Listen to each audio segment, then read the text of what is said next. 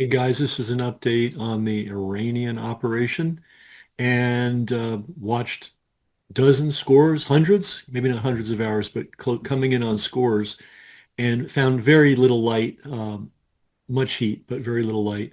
One of my favorite journalists is a guy named Richard Medhurst. He is utterly reliable. He is under constant legal and physical harassment from UK and Austrian governments. Why is that? Could it be because he tells the truth? I want to highlight some amazing real journalism work that he did recently. If you want to know how badly beaten the U.S. military is, military installations are in the Middle East, it's probably not the best English in the world, but you know what I'm saying. Richard knows the answers from open source sources. CNN could have done this. The BBC could have done this. Fox News could have done this. 10,001 alternative news services could have done this, but only one did it, and that's Richard Medhurst. And if you want to know how this thing is going, for those who think the U.S. should be dominating, controlling, and bullying the people of the Middle East, it's not going well for that.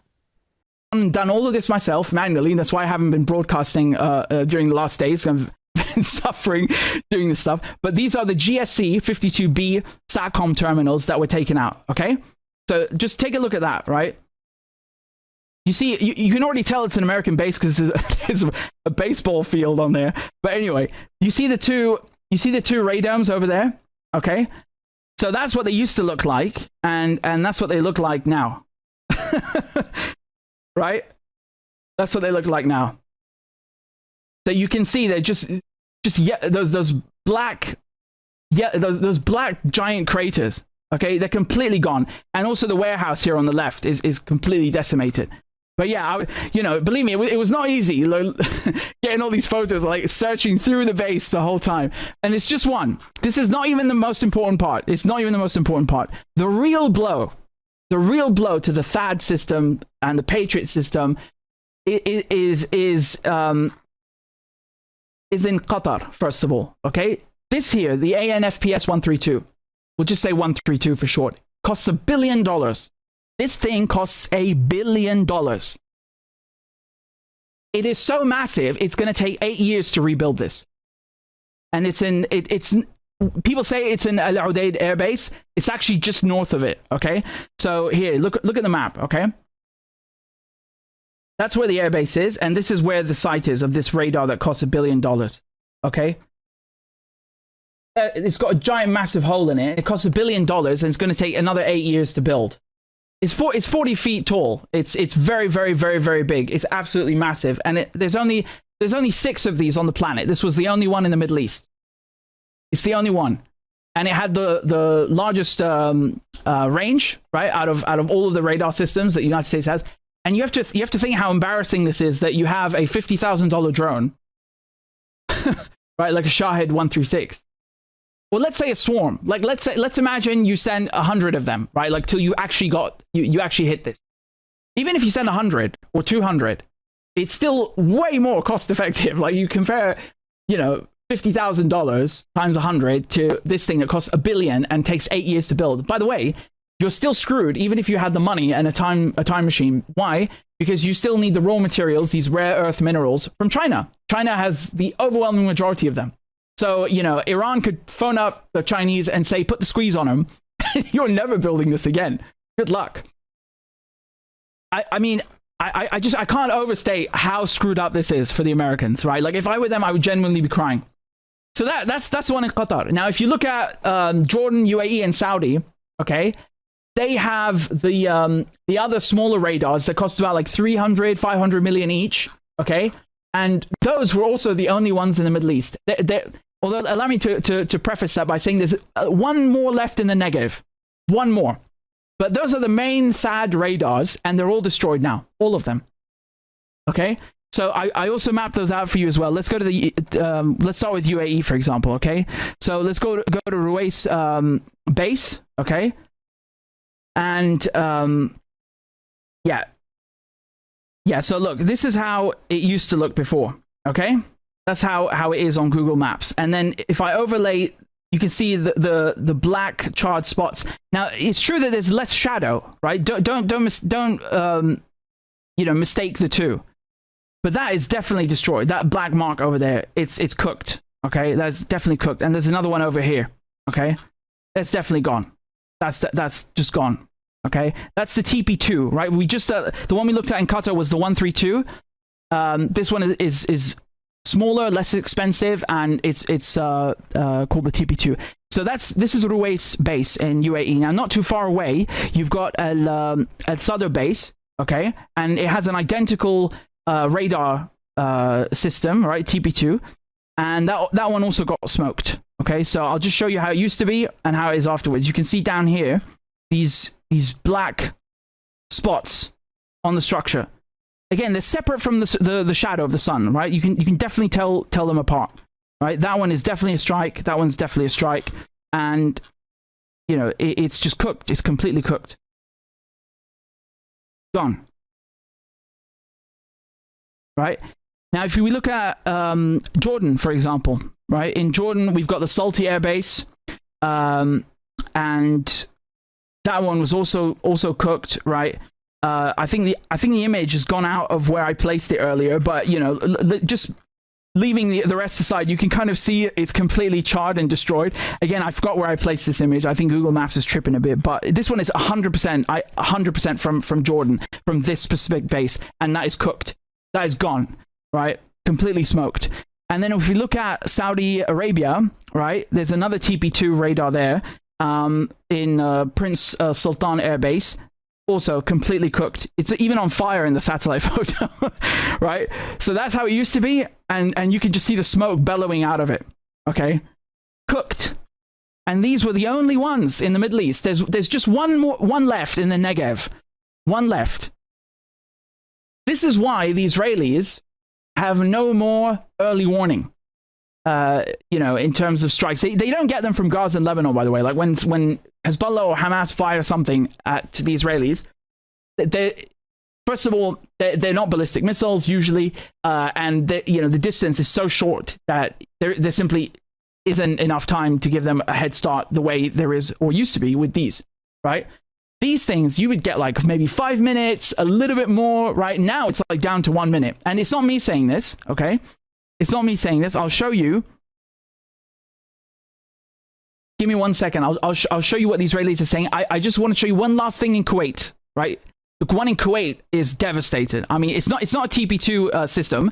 But it's still the point that I wanted to impress upon you. Just look at Afrijan base.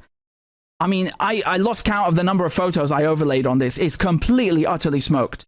It's completely smoked. I think this base got hit worse than the others, although I hesitate to say that because the Iranians have been pounding every single one of these bases over and over and over. It's like, you know, sometimes in a movie you see someone who's like taking a beating that is just, it's so over the top. It's like, dude, the guy's dead already. Just please stop it. It's like, it's inhumane at this point. That's what Iran is doing. I'm not kidding. Like they damaged, right, these things. I say damaged because they're devastated. A few days ago, they have spent the last couple of days pulverizing and grinding them to dust. Do you understand? Like they're trying to make a point. They're really trying to make a point, and that's why they keep hitting the same bases over and over and over and over again. It's just they are grinding them to dust. Specifically, these systems, right? They're making a point. Like you're not getting up, right? Stay down. That's the point they're trying to make. Anyway, here's the base in Kuwait, right? Afrijan. I mean, dude, look at how many things blown up. Okay, here's the first one that I overlaid. Right, look at that, completely, utterly destroyed. You see that? Gone. Here's another one over here. Right, look at that. Okay, here's another one.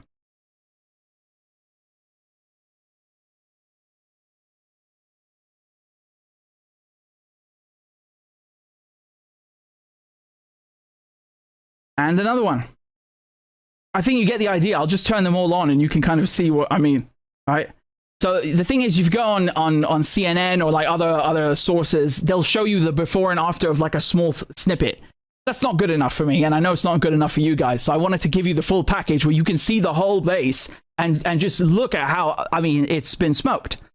It's been smoked. And this is not even everything, right? This is just what we know, what we have, and you know, there could be additional strikes that we don't know about or haven't been published by the you know, the services that publish these satellite photos. As a matter of fact, Planet Labs, for example, have imposed the mandatory limit now on of 96 hours on all things relating to this region specifically. What they're basically saying is the damage is so humiliating and so bad, we can't show you the photos. Because honestly, there's no risk to operational security. The operational security risk came years and years and years ago, okay? I mean, and there's nothing you can really do about it anyway, because at one point or another, you know, either Google Maps is going to inadvertently publish the location or a photograph, and someone is going to pick up on it, or the Chinese or the Iranians or the Russians are going to develop a space program because they're smarter than you, and they are simply going to figure out what you have and where it is. And they did. Lo and behold. So, you know, there is no operational security consideration. There just isn't, okay? There isn't. So at this point, it's purely propaganda. It's purely about saving face. That's what it is, okay? It's purely about saving face. And there's also, this other base in, did I already show you Ali Salem in Kuwait? No, I didn't. This is the other one. It's not too far, right? And yeah, this one is just literally on fire. The whole bloody place. Just look at that. That is astonishing. That's the whole base. Look at it.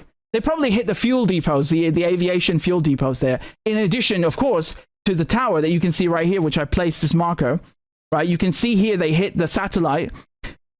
Let me unblur that and zoom right in. Do you see the snow globe again? The radome. That's a radome over there. There's a satellite dish here. Again, I think I saw New York Times publish it, but they didn't show you where it is or what's going on. You wouldn't know reading their stuff how badly this base has been hit. I think now, when I show you this, you get the idea. I mean, that is humiliating. So all in all, this is billions of dollars. Like, the United States have never lost this much infrastructure and that much money in such a short amount of time. So do you understand what is going on? This is why I spent days on this. I was like, oh my God, when they see this, like, you're going to freak out. Has anyone shown you this in the mainstream media or even in independent media? Like, actually put it into perspective. It's mind-boggling. This is decolonization in real time. Literally, they're wiping the goddamn region clean of this American cancer. You can't rebuild this stuff. This takes years. Each one of these radars that I showed you in the UAE, in Saudi, and Qatar, and in Jordan. The 132 that's in Qatar, and that costs $1 billion, and then all of the smaller ones that are part of the THAAD systems as well in the other 4 countries. Dude, so that's $1 billion, and the other ones are like 300 to 500 million each. And they take years to rebuild, years. I would cry if I was CENTCOM. I really would. You know, I've spent like the last year and a half like writing a book about counter surveillance. So the cybersecurity thing. So this is not 100% the same thing, but there's definitely an overlap between the two, right? So I can appreciate, right, figuratively, what this equipment does, even though I hate it because it's being used to kill people, including journalists. You know, right? The whole point is counter surveillance. But my point is, I understand the value of that equipment, what it means to them, and how screwed they are. That's what I'm trying to impress upon you. Is that this is really serious. This is really, really bad.